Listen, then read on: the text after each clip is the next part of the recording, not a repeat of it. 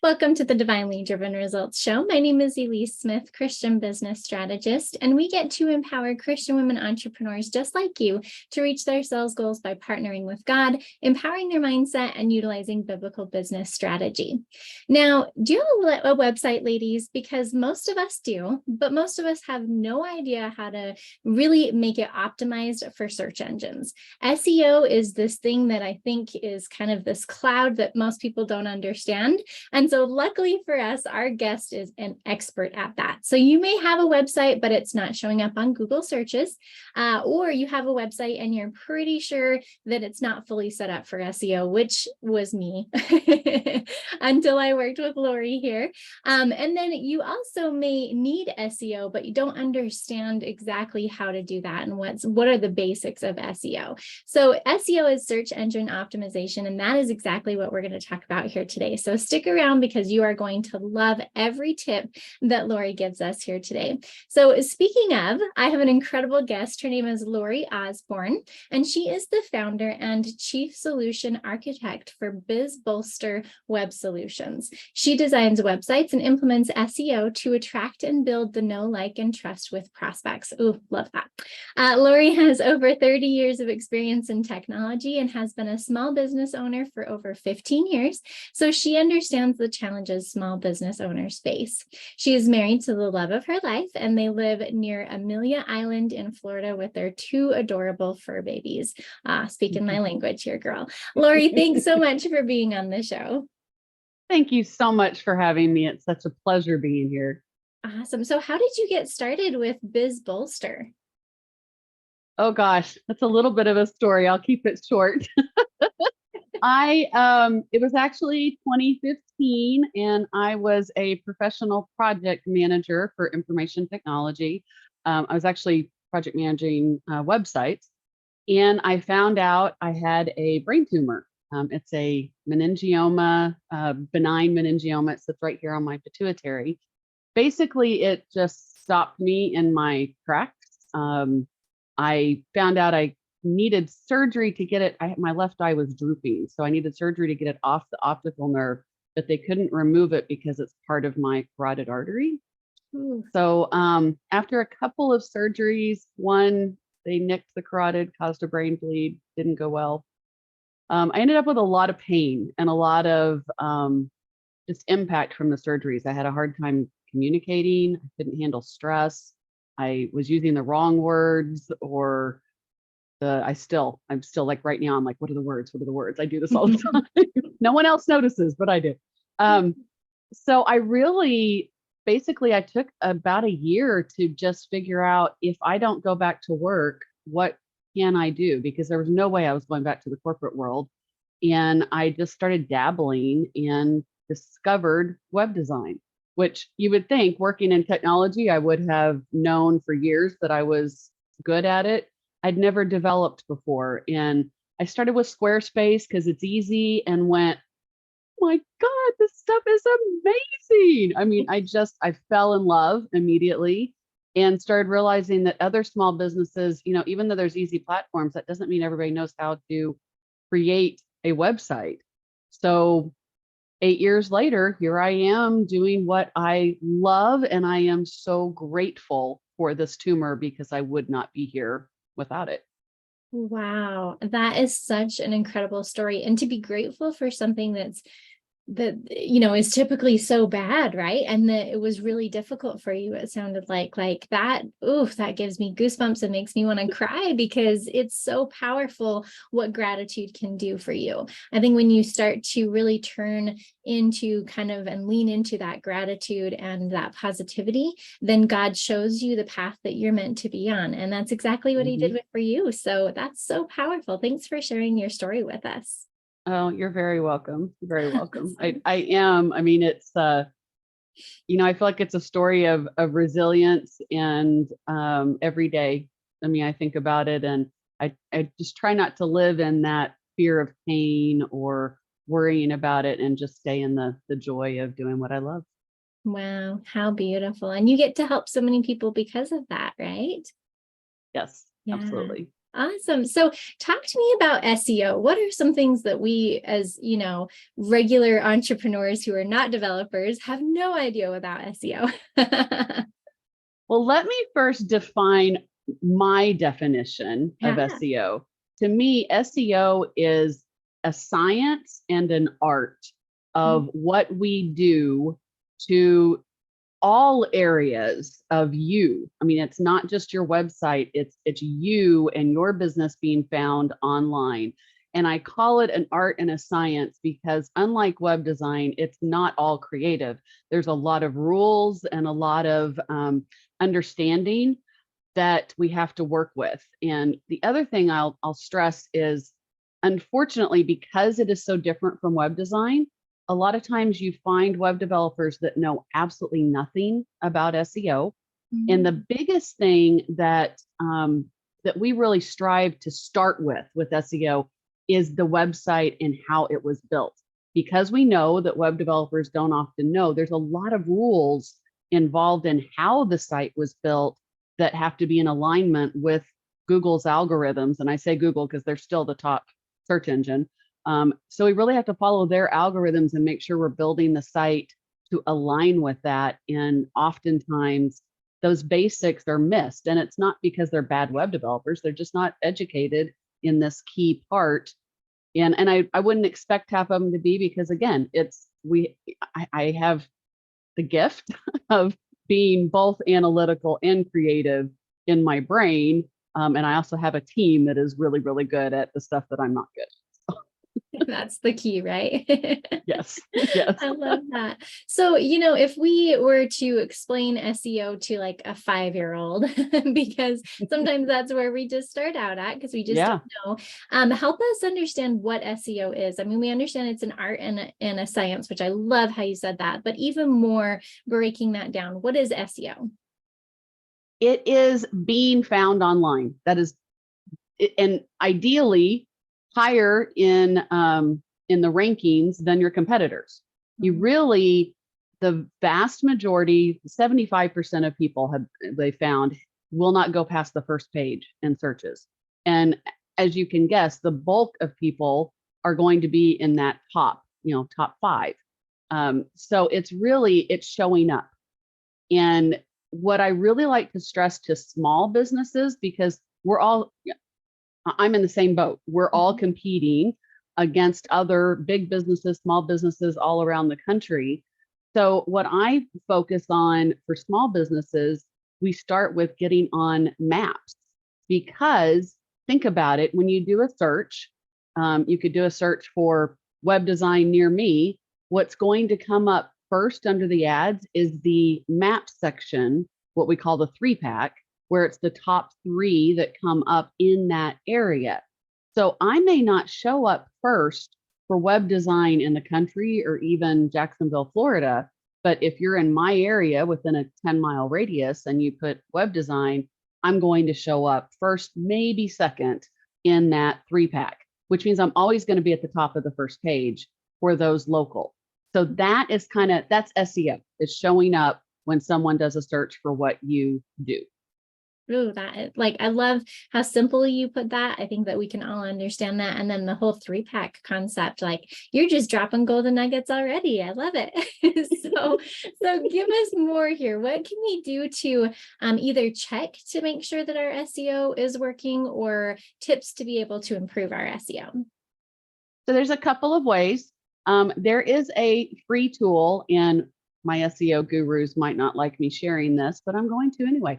There's a free Google tool called Lighthouse, and it is an add-on or an extension that you can do in Chrome, and you do it by the page. So you can literally add that, and you can look at the moment right now, how your page performs. Now that can change. It changes frequently throughout the day, not a lot, but you might be at a 50 now and a 55 this afternoon. It just kind of varies, but it'll give you a base idea.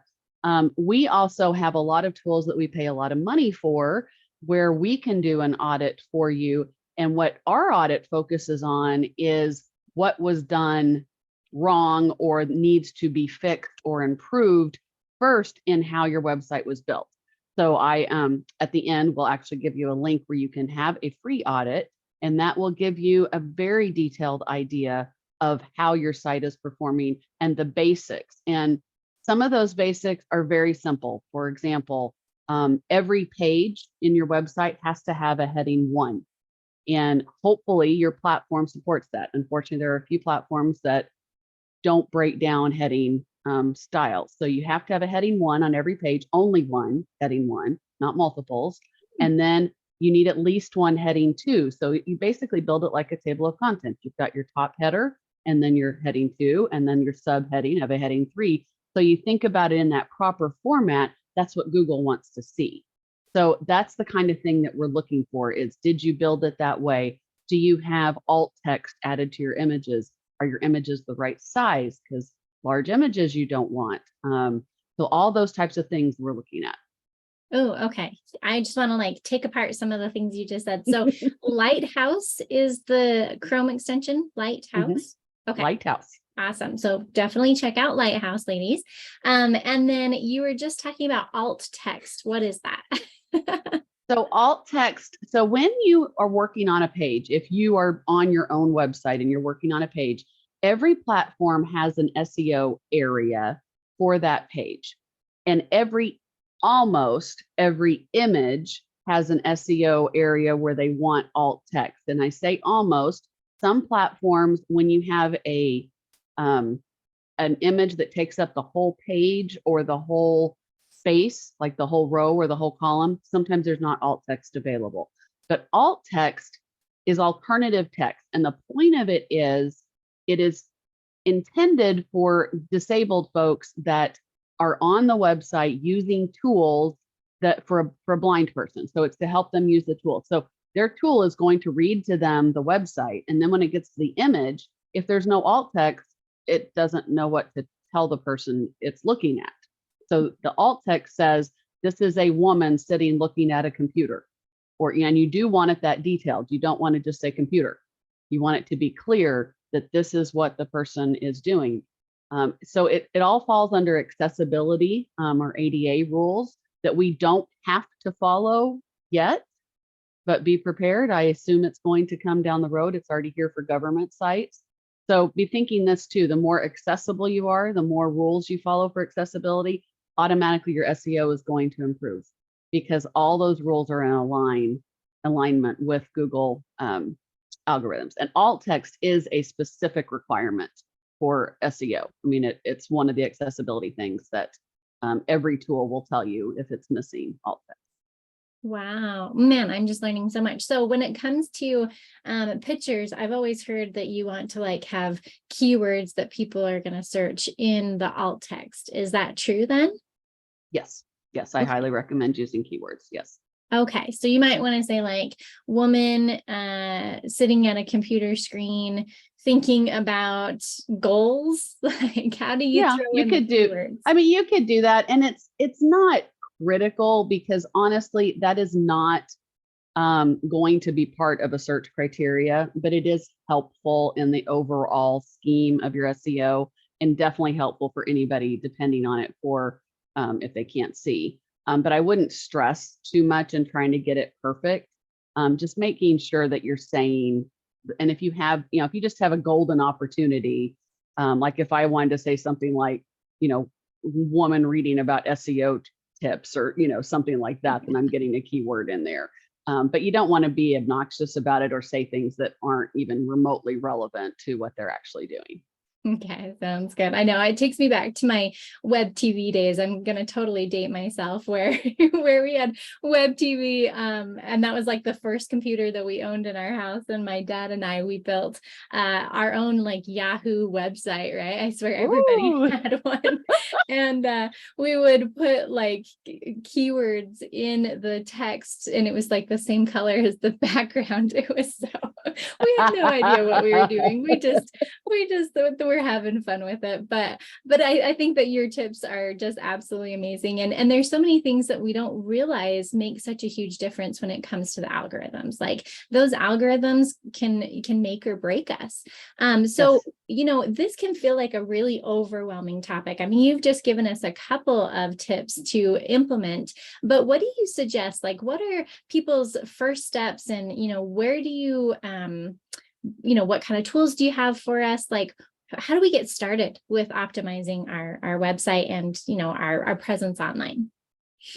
So you first have to start with what is your participation in your website. If you are not comfortable even going into the back end of your website, I would avoid it, honestly.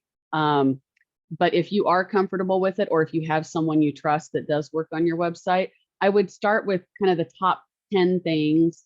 And you can get all of those off of our website and the guide that you download. But it's things like user friendliness, speed. So in that Lighthouse report, it'll tell you how long it takes for your page to load. 1 to 3 seconds is ideal. And even from a non-SEO perspective, you are going to lose people if your website is slow, period. They're not going to stick around and wait for the page to load. So speed is huge. Mobile friendly, huge. Little thing like pop-ups. You don't want pop-ups on your page. And everyone thinks that pop-ups are the greatest thing. Actually, not everyone thinks that. People that want to do the pop-ups think it, but the people on the other side hate pop-ups, which is why Google doesn't want you to do it, because it's not user-friendly and it's blocking data. Like if I'm in the middle of reading something and you pop up something about a newsletter, I just lost what I was reading and I'm going to be annoyed, and Google doesn't want users to be annoyed. Wow. So don't do the pop-ups, and especially don't do them for newsletters, because honestly, nobody wants to sign up for a newsletter. Yeah. They want a freebie. They want something of value that's going to help them solve their problems. So do have a freebie, just don't put it in a pop-up. I lost track of my 10, but where to have you start would be figuring out the basics and doing the basics. The speed, the user-friendly, mobile-friendly, alt text, your page descriptions. Make sure every page has a unique title in the SEO section, because that's what shows up on Google, and a unique description. You can go out to my website, and I have SEO FAQs out there that will actually tell you the link each of those is supposed to be, because that matters as well. So really, I would say, in just starting with the basics, look at Lighthouse or have us run a report, or you can sign up for a one-time optimization with us that just gets you going. And then, of course, we have SEO plans if you want ongoing. The other thing to keep in mind is SEO takes time. It's not a one and done, and it's not immediate. So we can do everything today. It could take up to a year, 3 to 6 months on average, for anything to really change. And once it does, you don't just quit, because you'll just fall back down again. Absolutely. That persistence, it makes me think about how, Jesus did everything that he could to get his message out into the world. And that's what we should do as well. And, God is a God of order. So let's not have it overwhelm us, but let's do this in an orderly fashion. And it sounds like you have some amazing resources, and I can vouch, like, she took a look at our website. I thought it was decent, at least okay, right? Because we don't know that much about SEO, but I was amazed at the reports and the things like that she came back with. So highly recommend working with Lori. But you have some amazing free resources, so tell us about those. Yes, if you go out to our website, and it's bizbolster.com/gift-for-u, you get a guide. It's specifically written for small businesses on how to, things to keep in mind for your website and SEO. And then while you're there, you can also sign up for our free SEO review, so you can get an idea of how your website is looking. And honestly, I've got free tools all over my website. So take your time and spend some time there. So bizbolster.com, right?